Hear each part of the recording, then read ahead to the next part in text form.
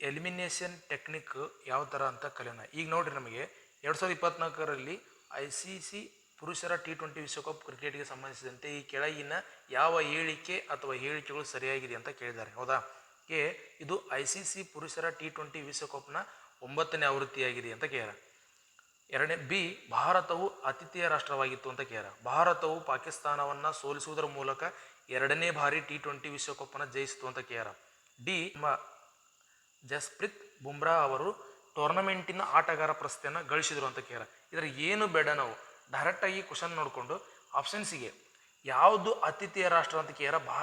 ಭಾರತ ಅಲ್ಲ. ಸೊ ಭಾರತ ಅಲ್ಲ ಅಂದ್ರೆ ಬಿ ಆಪ್ಷನ್ಸ್ ರಾಂಗ್.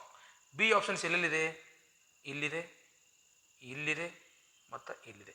ಇವು 3 ರಾಂಗ್ ಆದ್ರೆ ಉಳಿದಿರೋದು ಯಾವುದು? ಸಿ. ಇದಕ್ಕೆ ಸರಿ ಇರ್ತಕ್ಕಂಥ ಉತ್ತರ. ಈ ಥರ ಟೆಕ್ನಿಕ್ ಮಾಡಿದರೆ ಜಸ್ಟ್ 5 ನಿಮಿಷ ಅಲ್ಲ, ಜಸ್ಟ್ 5 ಸೆಕೆಂಡಲ್ಲಿ ನೀವು ಈ ಪ್ರಶ್ನೆಗೆ ಆನ್ಸರ್ ಮಾಡ್ಬೋದು.